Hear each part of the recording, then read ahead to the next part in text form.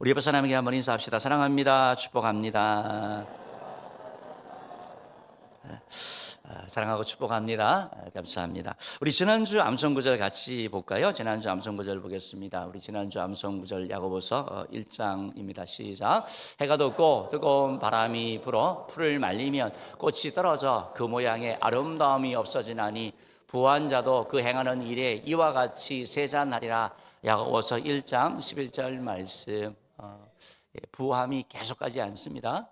주님께서 부를 주셨을 때 사용하시고 또 영광 돌리시기를 바랍니다. 이번 주 말씀입니다. 12절 말씀 보겠습니다. 시작. 시험을 참는 자는 복이 있나니 이는 시련을 견디어낸 자가 주께서 자기를 사랑하는 자들에게 약속하신 생명의 면류관을 얻을 것이기 때문이라. 야고보서 1장 12절 말씀. 아멘. 우리 말씀 가지고 한 주 동안 이렇게 또 묵상하시고 또 실천하여 나아가면 좋겠습니다.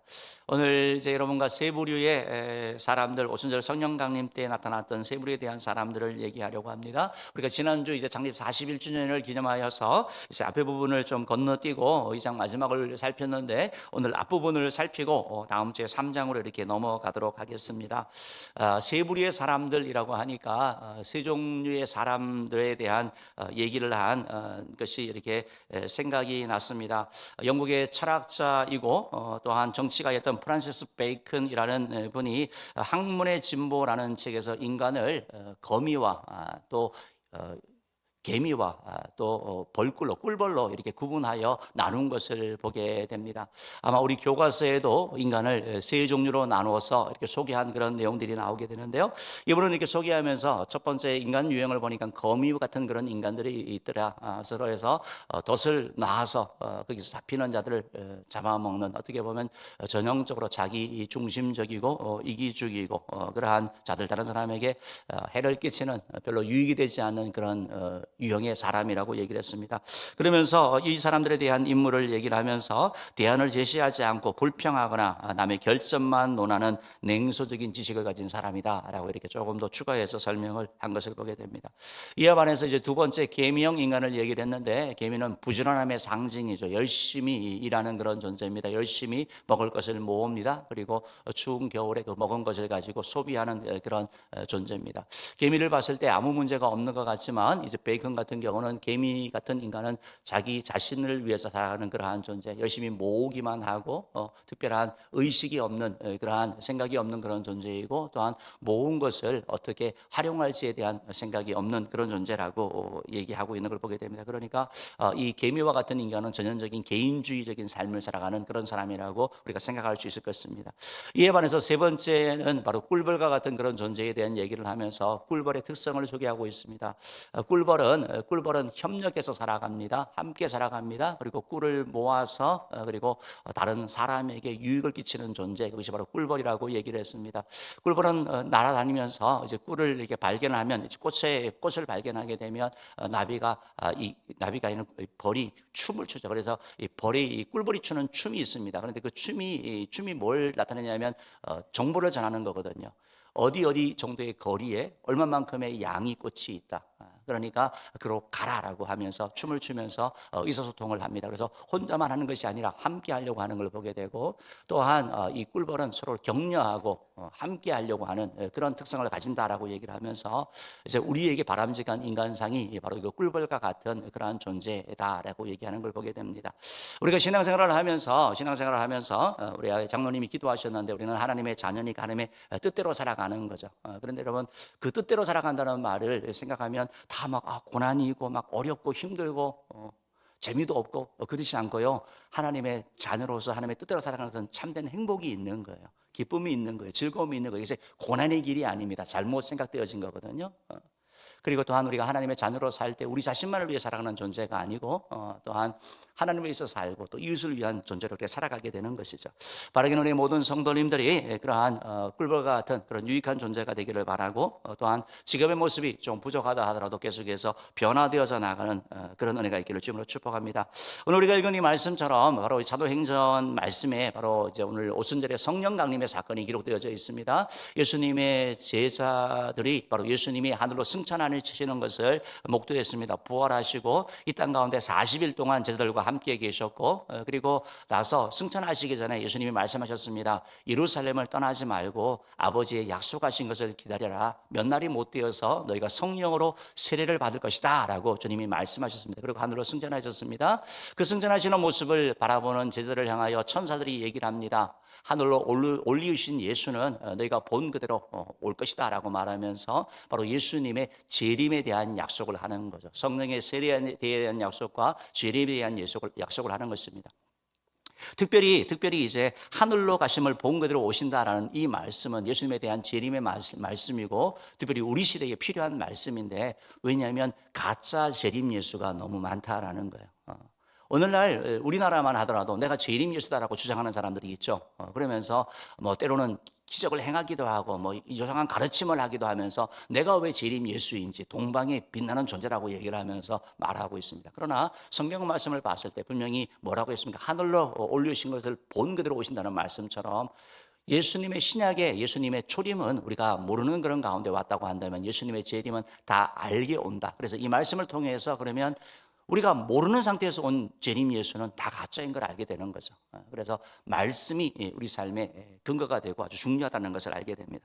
어쨌든 이런 상황 가운데 이런 말씀을 듣고 제자들은 예루살렘으로 돌아오게 됩니다. 감람산에서 예루살렘으로 돌아와서 그곳에서 이제 마가다락방에서 모여서 120명의 사람이 모여서 기도를 열심히 하게 됩니다. 주님께서 약속하신 걸 기다리는 말씀처럼 기도하며 적극적으로 기다려 나아가는 거죠. 하나님이 주신 약속의 그 선물을 바라보면서 기도하며 나갑니다. 그 가운데 기도하는 가운데 성령님이 깨우침을 주는 겁니다. 베드로를 통해 가지고 바로 가룟 유다의 이 배신이 그냥 개인의 배신이 아니라 하나님의 말씀의 성취이고, 또한 그 12제자 가운데 한 제자가 빠졌으니까 가룟 유다를 대신할 마띠아를 뽑게 되는 것, 제비로 뽑게 되는 이런 일들을 성령님께서 일하게 하십니다. 그래서 제자 공동체는 다시 한번 마띠아가 들어가서 12명의 제자 공동체가 세워지게 되는 것을 보게 되는 거죠. 이것을 끝내는 것이 아니고 이제 그러면 다 멈추는 것이 아니고, 그리고 나서 이들은 다시 또 계속해서 기도하기 시작합니다. 기도하는 가운데 오늘 성경에 보니까 오순절 날이 되었다라고 말하고 있습니다. 오순절은 유월절로부터 50일째 되는 날을 얘기를 하거든요. 그래서 오순절이라고 표현합니다. 다른 말로 7일절이라고 표현하기도 합니다. 왜냐하면 유월절로부터 77, 49 그 다음 날이기 때문에 7절이라고 표현하기도 한다는 것입니다. 어쨌든 오늘 오순절 날 바로 120문도가 뜨겁게 기도하는 가운데 그 가운데 한 사람도 빠짐없이 그 가운데 성령의 임재하심이 있었던 것을 보게 되는 것이죠. 그럼 오늘 말씀을 통해서 우리에게 주는 그런 교훈을 살펴봅니다. 첫 번째로 이 오순절에 약속하신 성령이 강림하셨다라는 겁니다. 오순절 날 약속하신 성령이 강림하셨다라는 것을 여러분 기억하시면 되겠습니다. 1절 말씀 우리 같이 한번 읽어보겠습니다. 시작. 오순절 날이 이미 이름에 그들이 다 같이 한 곳에 모였더니. 오순절날이 이랬을 때 그들이 다 한 곳에 모였다라고 말하고 있는데, 여러분 이스라엘에게 크게 3대 절기가 있습니다. 유월절, 그리고 초막절, 그리고 오순절입니다. 유월절이라는 것은 이스라엘 백성들이 애굽에서 종살이 된 그 상 가운데서 탈출하여 나온 것을 얘기를 합니다. 그래서 이들이 바로 이 오순절을 유월절에 이렇게 지키면서 누룩 없는 떡을 이렇게 먹으면서 바로 고생한 것, 그것을 기억하게 됩니다. 하나님이 구원해 주신 은혜도 감사하고 누룩 없는 떡을 먹는 날이 바로 유월절입니다. 또한 이들은 그 초막절이라고 해서 일반 거주지에 살다가 초막절이 되면 초막을 짓는 거예요. 텐트를 짓는 거예요. 그리고 그 가운데 들어가서 살면서 광야 40년 생활한 것을 기억합니다. 그러면서 그때 하나님이 우리를 불기둥과 구름구름으로 인도하시고 마나와 매초를 먹이신 것을 기억하면서 쓴 나무를 먹게 되는 것이 바로 이 초막절에 있는 그러한 모습인 것을 보게 됩니다.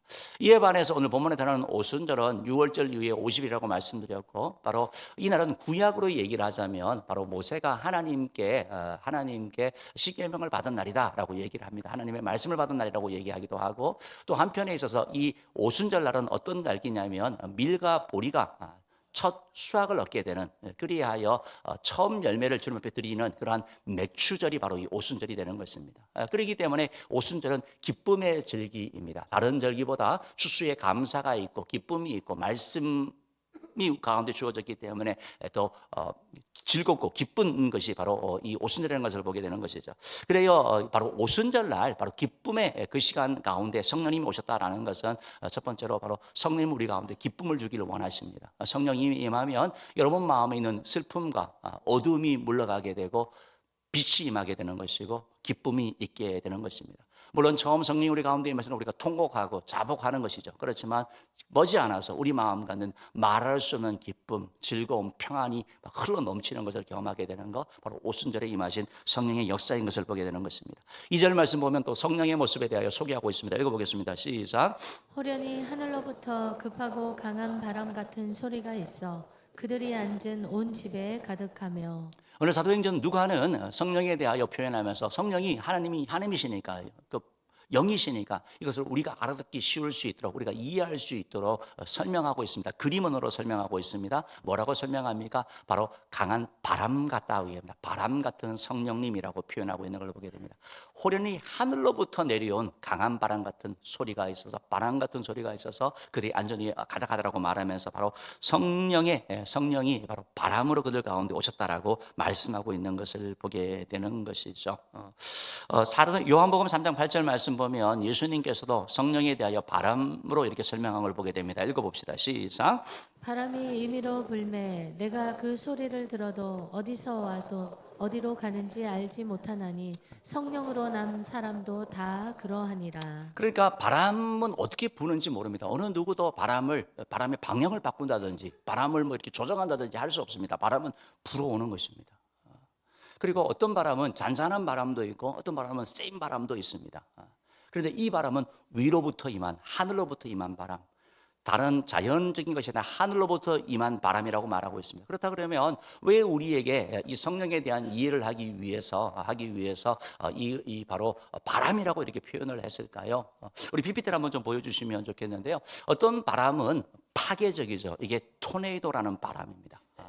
다행히 우리나라에서는 일어나지는 않습니다. 땅이 넓은 미국 같은 데면 토네이도가 지나가면 난리가 납니다. 다음 사진 한번 보여줄래요?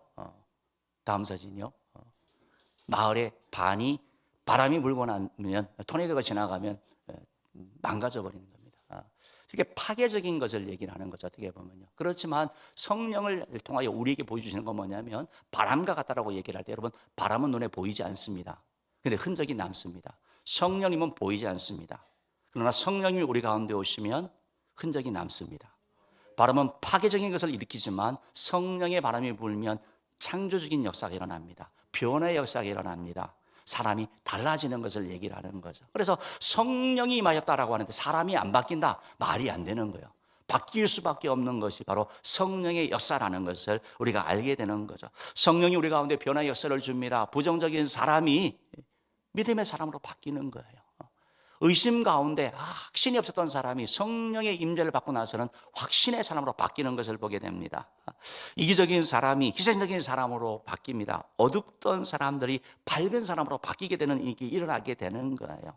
교만하던 사람이 겸손한 사람으로 바뀌게 됩니다. 원망과 불평하던 사람이 감사로 바뀌는 거, 이게 바로 성령이 우리 가운데 나타났을 때 일어나는 현상이고 지나갔을 때 일어나는 그런 현상. 그래서 성령이 우리 가운데 오실 때 이런 일이 일어나는 것을 말하고 있다는 것입니다. 또 다른 성령의 하나의 모습을 계속해서 소개하면서 바로 3절 말씀은 이렇게 소개하고 있는데요. 3절 말씀 한번 읽어보겠습니다. 시작. 마치 불의 혀처럼 갈라지는 것들이 그들에게 보여 각 사람 위에 하나씩 임하여 있더니. 그래서 성령에 대한 모습을 하면서 불의 혀처럼 불과 같은 성령 들어보셨죠?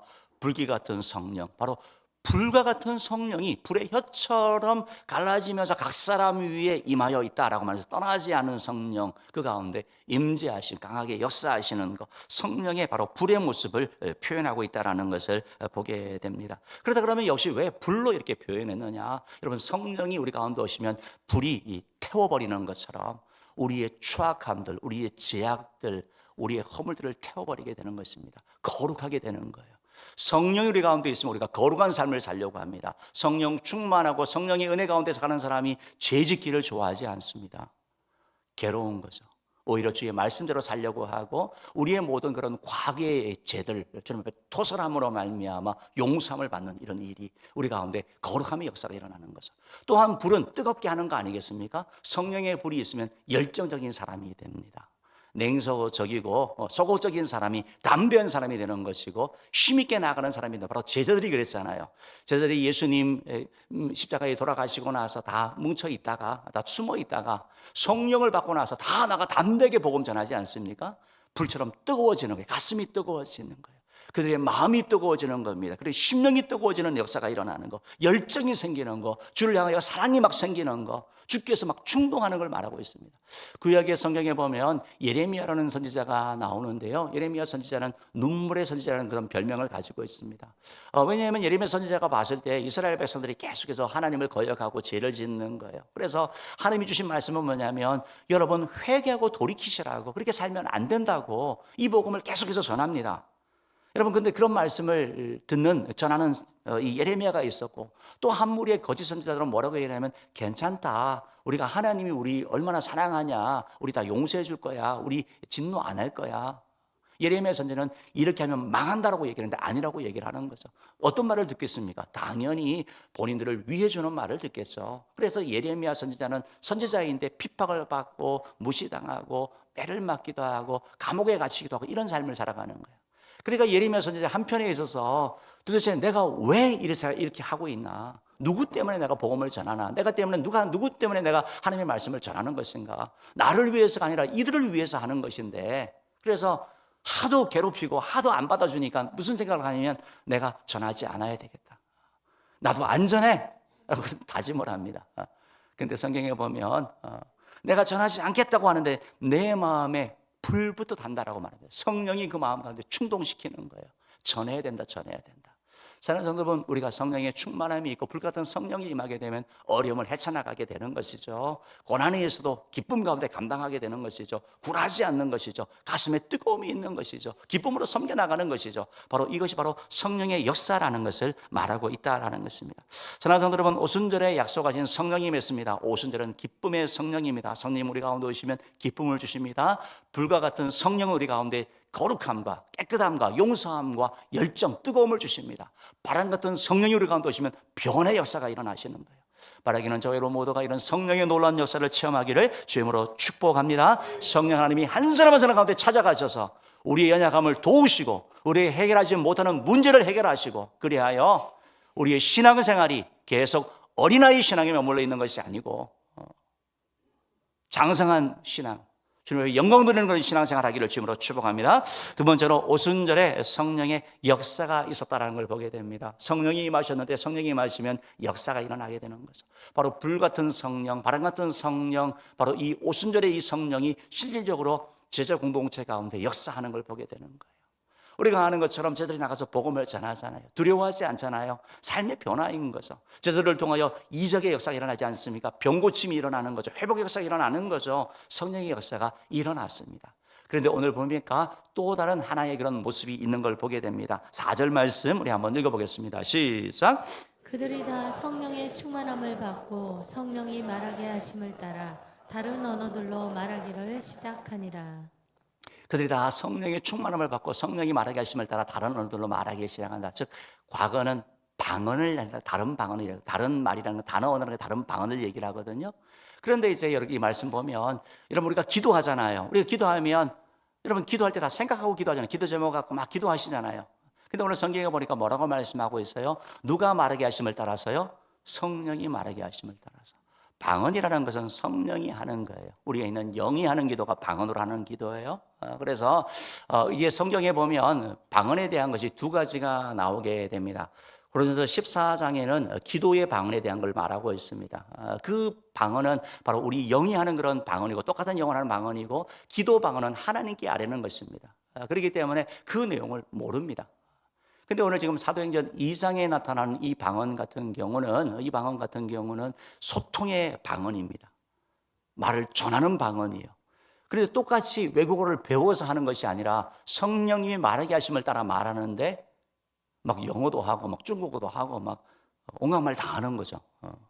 그러니까 이 역사가 이렇게 나타나는 걸 보게 되는 거죠. 그러니까 성령의 역사가 초대교회 공동체 가운데 있었다라는 걸 여러분 기억하시기 바랍니다.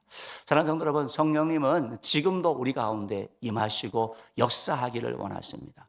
우리 한 사람 한 사람을 만져주기를 원하시고 치유하시기를 원하시고 회복하기를 원하시고 주의 사명을 감당하기 원하신다는 것입니다.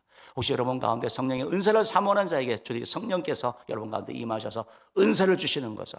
방언의 은사와 신유의 은사와 동면의 은사와 사랑의 은사와 전도의 은사와 사랑의 은사와 말할 수 없는 많은 은사, 믿음의 은사를 우리 가운데 주신다는 걸 기억하시고 성령 하나님 앞에 나아가 이런 성령의 은사를 체험하는 성령의 역사를 경험하는 우리 모두 되기를 주님으로 축복합니다.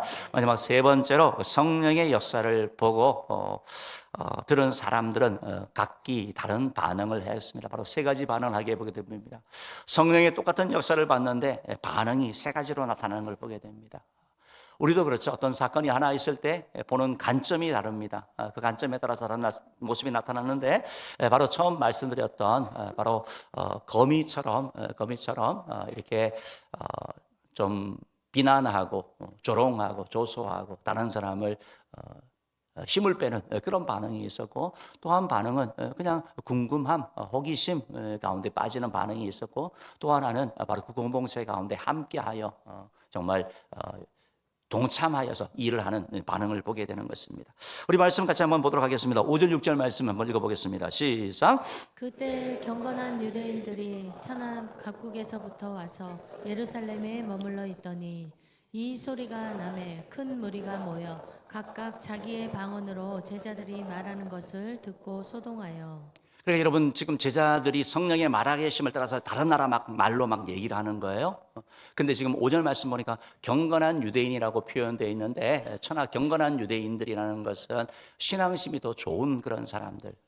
유대인들의 남자들은 3대 절기를 지켰잖아요. 그래서 예루살렘에 와서 바로 유월절과 또 오순절과 또 초막절을 지켰던 것처럼 바로 이 그 절기를 지키기 위해서 온 사람들을 얘기를 하는 거예요. 그 사람들이 천하 각국에서 여러 나라에서 왔다라고 합니다. 그래서 예루살렘에 머물러 있었는데 그들이 무슨 말입니까? 6절 말씀 보니까 그들이 모여서 이 사람들이 지금 예수님의 120문도들이 모여서 기도하면서 그들이 성령에 따라서 말하는데 자기 방언으로 자기 나라 말로 제자들이 말하는 것을 듣는 거예요. 분명히 알거든요. 이 사람들은 공부를 한 사람들이 아니에요. 외국어를 배운 사람도 아니에요. 그런데 자기 나라 말을 제자들이 하는 거, 이게 도대체 무슨 일이에요? 도대체 이게 무슨 일이에요? 놀라운 일이잖아요. 이 사건을 보면서 이제 세 가지 반응이 나타나는데 한 가지가 바로 호기심으로 이렇게 구경하는 자들이 있은 걸 보게 됩니다. 7절, 8절 말씀 한번 읽어보겠습니다. 시작. 다 놀라 신기하게 여겨 이르되 보라 이 말하는 사람들이 다 갈릴리 사람이 아니냐. 신기하죠. 우리 뭐 세상에 이런 일이 있는 것처럼 뭐 TV 나왔는데 배우지 않았는데 막 외국어를 막 하는 거예요. 여러 지역 말을 하는 거예요. 동시다발적으로 막 이렇게 하는 거죠. 그러니까 야 신기하다. 이게 도대체 무슨 일이야? 이 사람들 갈릴리 사람들 아니야? 이 사람들 외국 안 가봤는데 우리 지역 안 와봤는데 어떻게 우리나라 말을 알지? 너무 신기한 거죠. 그래서 8절 말씀 읽어보겠습니다. 8절 말씀입니다. 읽어봅니다. 시작. 우리 각 사람이 난 곳 방언으로 듣게 되는 것이 어찌 됨이냐. 이게 도대체 무슨 일이야? 라고 반응하는 것이죠.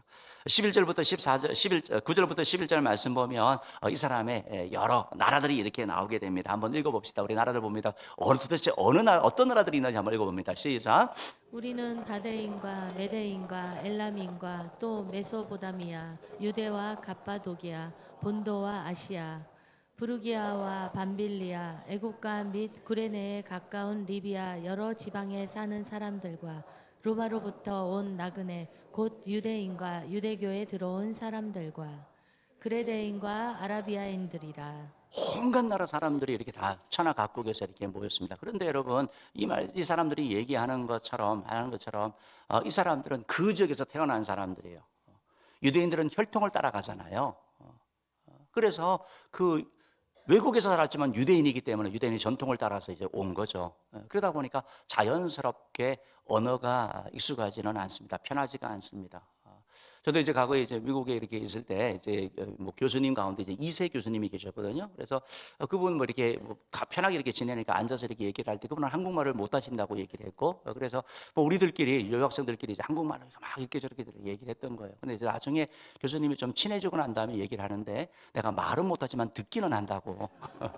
어느 정도는 알아듣는다고. 왜냐면 할머니 말을 들어가지고 어느 정도는 알아듣는데 정확하게는 모르지만 어느 정도는 안다라는 거예요. 근데 그래서 교수님하고 원하는 소통을 하면 한국말로 하면 어렵습니다. 영어로 해야지 정확하게 소통이 되는 거거든요. 마찬가지로 지금 각 지역의 사람들이 모여 있습니다. 이들에게 당시에서는 언어를 했을 때 알아듣기가 힘든 거죠. 도대체 무슨 얘기를 하는 것입니까? 11절 B 부분 말씀 한번 읽어봅시다. 읽어봅니다. 시작. 각 언어로 하나님의 큰 일을 말함을 듣는도다 하고. 무슨 얘기를 하면 하나님이 큰 일 말함을 듣는다. 하나님의 큰 일이 뭐냐면 하나님께서 우리를 구원하기 위하여 메시아를 보내주셨다라는 거예요. 예수님이 땅 가운데서 예수님께서 행하신 기적들, 병 고친 거, 뭐 바다 위를 걸으신 거, 풍랑을 잠잠케 하신 거, 뭐 먹은 것을 공급하신 거, 귀신을 쫓아내신 여러 가지 일들을 기사와 표적에 대한 얘기를 하고 그 예수님이 십자가에 못 박혀 죽으셨다. 근데 하나님이 그 죽음 가운데 있는 사망 가운데 있는 예수님을 다시 살리셨다. 그리고 하늘로 승천하게 하셨다. 이게 하나님의 큰일 말함을 들은 거예요. 그렇다 그러면 왜 하나님께서 우리가 흔히 얘기하는 방언, 우리가 하는 그런 기도의 방언이 아니라 왜 소통의 언어로서 이게 주셨느냐 우리가 생각해 볼 수가 있는 거죠. 다음 한번 지도를 한번 좀 보여주시면 좋겠는데요. 지도 한번 보여주세요. 여러분 여러 지역에서 이렇게 왔어요. 이들에게 제가 말씀드렸던 것처럼 이들의 언어로 하지 않으면 복음이 잘 들어가지 않습니다. 무슨 말인지 잘 모르는 거예요. 그래서 알아들을 수 있는 말로, 이들이 익숙한 말로 지금 복음 전하는 거예요. 하나님의 신 일을 전하는 거예요. 사도행전 1장 8절에서 오직 성령이 우리 계시면 너희가 권능을 받고 예루살렘과 온 유대와 사마리아 땅끝까지 이르러 증인되는 말씀처럼 땅끝까지 증인되어져가는, 즉 복음은 유대인만을 위한 것이 아니고 세계를 위한 것, 온천하 만민을 위한 세계 선교를 위한 것이라는 것을 가르쳐 주시는 말씀인 것이죠. 그리고 사도행전 1장 8절에서 그 하신 말씀이 이렇게 이루어지고 이들이 절기가 끝나고 나면 어디로 갑니까? 자기 왔던 데로 가는 거잖아요. 가서 뭘 합니까? 복음 전하고 자기가 아는 걸 전함으로 말미암아 복음이 편만하게 전하는 역사가 일어나게 되는 거. 그러니까 사도행전에서 왜 이런 방언의 이 소통의 방언이 나타나느냐? 바로 복음 때문에, 선교 때문에 나타난 것을 우리가 이해하게 되는 것이죠. 사랑하는 은혜의 성도 여러분, 우리가 참 이 말씀을 이렇게 보면서 참 그런 생각을 하는 거예요. 그런데 이들이 그냥 어쩐 일이냐 그냥 궁금한 거예요. 하나님의 크신 일을 들었습니다. 그런데 이들은 하나님의 크신 일에 관심이 있는 것이 아니고 이 사람들이 우리나라 말을 안 해. 여기에 관심이 있었습니다. 왜냐하면 한자 성어 가운데 견지망월이라는 단어가 있죠. 달을 보라고 손가락을 가르치는데 달은 안 쳐다보고 내 손가락이 예쁘네, 뭐 삐뚤어졌네 이거 보고 있다고 얘기하는 거죠. 지금 방언을 하는 게 중요한 게 아니고 뭘 전하는 거예요? 복음을 전하기를 원했던 거예요. 예수님이 메시아라는 걸 전하기 원했던 거예요. 그래서 사람들은 그걸 보지 않습니다. 오, 이 사람들이 신기하네. 교회도 마찬가지죠. 교회는 복음을 전하는 것인데 교회에 일어나는 다른 가지 일들에 관심을 가지는 것, 이런 사람들이 바로 호심 가운데 있다고 생각합니다. 또 한 부류의 사람이 있었는데요. 이 사람들은 앞에 사람들이 어떻게 보면 개미와 같이 자기 자신을 하는 그런 사람이라고 한다면 이 사람들은 좀 거미와 같은 사람인데요. 조롱하고 비우는 사람들이 있습니다. 13절 말씀 한번 읽어봅시다. 13절 말씀입니다. 시작. 또 어떤 이들이 조롱하여 이르되 그들이 술에 취하여 하더라. 술 취했다고 얘기를 하는 거예요. 보니까 여러분 한번 생각해 보십시오. 한 사람만, 제가 한국말로 하는데요, 우리 찬양대원들이 일본어, 중국어, 독일어 막 동시다발적으로 막 얘기한다고 생각해 보십시오. 그럼 들어보면 약간 이 사람들 주정하나 뭐 생각 들 수도 있잖아요. 잘 못 들으면요. 근데 여러분 저렇게 막 동시다발적으로 얘기를 해도 영어를 하든 독일어를 하든 뭐 헬라어를 하든 뭘 하더라도 한국말 하면 제게는 들어옵니다. 그렇죠? 근데 그걸 통해서 복음을 전하는 건데 이들은 뭐라고 하냐면 조롱하는 거예요. 술 취했다고. 여러분 우리 삶 가운데 신앙생활 하면서도 그렇고 함부로 말하는 사람이 있습니다. 쉽게 얘기하는 사람이 있습니다. 책임지지 못하는 말들, 그냥 상처 주는 말들 그냥 막 그냥 내뱉는 거죠. 그리고 책임지지 않는 그런 걸 얘기를 하는 것이죠. 그때 이제 베드로가 이들을 포기하지 않습니다. 이 조롱하는 자들과 또 어쩐 일이냐 하는 자들을 향하여 바로 베드로가 특별히 조롱하는 자들에게 이렇게 얘기를 하는 거죠. 13절 말씀, 몇 절이죠? 15절 말씀 한번 읽어봅시다. 시작. 13절 말씀입니다. 시작. 이 사람들이 취한 것이 아니냐. 두 가지 얘기를 하거든요, 베드로가요. 첫 번째는 지금 3시다. 우리 이 3시는 오늘날 시간하면 오전 9시를 얘기를 합니다.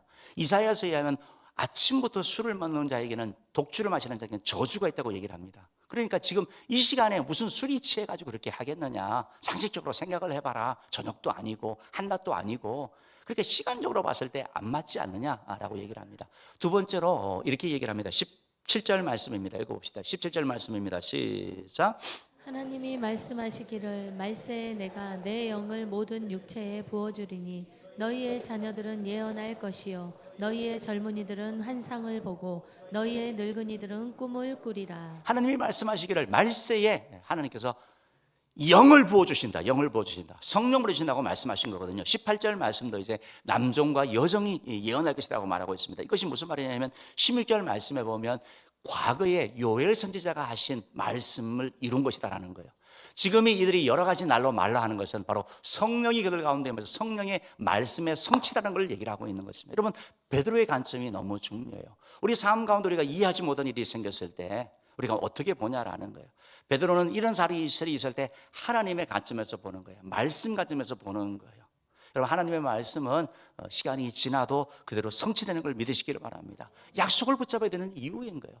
요엘 선지자가 했던 그 말씀이 지금 이루어졌다라는 거예요. 까맣게 잊고 있었는데 지금 나타나는 현상을 보니까 바로 요엘서에 대한 그 말씀이 바로 여기서 이루어지는 거네라고 선포하며 변호하고 나가면서 다시 하는 얘기가 뭡니까? 그러니까 술 취한 것도 아니고 성령의 임재로 통하여 약속의 성취를 나타내는 것이니까 복음을 들으라는 말이 그 가운데 담겨져 있는 것이죠. 열심히 복음을 전하지만 그들이 어떻게 되었는지는 모르겠습니다. 그러나 여러분, 우리가 기억할 것은 조롱한다 하더라도 포기하지 마셔야 됩니다. 사도 바울 같은 경우는 그 누구보다 교회를 조롱하고 핍박하던 자들이었습니다.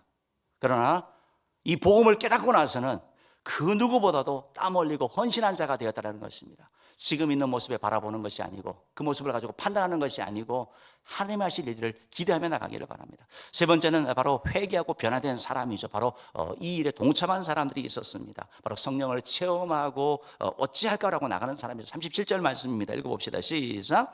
그들이 이 말을 듣고 마음에 찔려 베드로와 다른 사도들에게 물어 이르되 형제들아 우리가 어찌할꼬 하거늘. 우리가 어찌할꼬라고 이렇게 복음을 받아들이는 사람이 있는 거예요.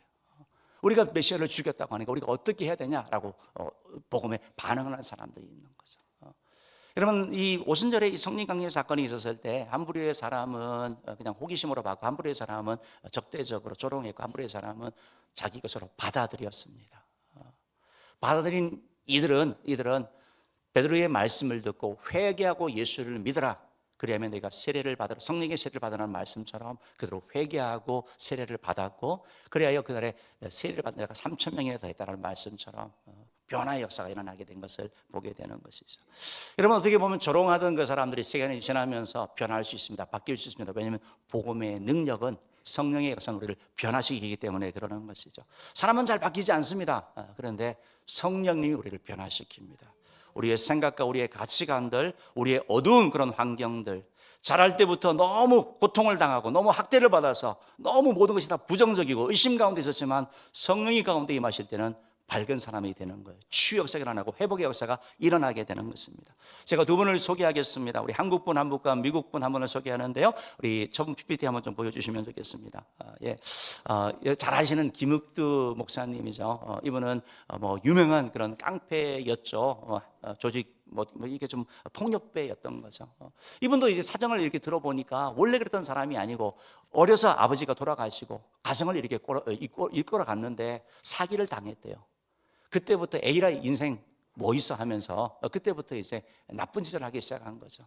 만나는 사람들에게 행패를 부리고 돈을 뺏고 그래야 사람들이 그날 기도하는 바라는 것이 뭐냐면 제발 김익도를 만나지 않게 해달라고. 만나지 않게 해달라고 이 비는 것이 그런 당시의 사람들의 그런 바람이었다고 합니다. 그랬던 김익도가 복음을 듣고 스발렌 선교사님의 복음을 듣고 예수를 영접하게 되는 거예요. 그리고 나서 그가 1년 있다가 세례를 받고 신학교를 가게 됩니다. 신학교 가서 그리고 목사가 됩니다. 목사 안수를 받을 때 성경을 100독을 했다 그래요. 성경을 100독을 했대요. 하나님께서 이 김흑도 목사님에게 어떤 은혜를 주셨냐면 치유의 은혜를 주셨어요. 성령의 은사 가운데 치유의 은사를 주셨어요.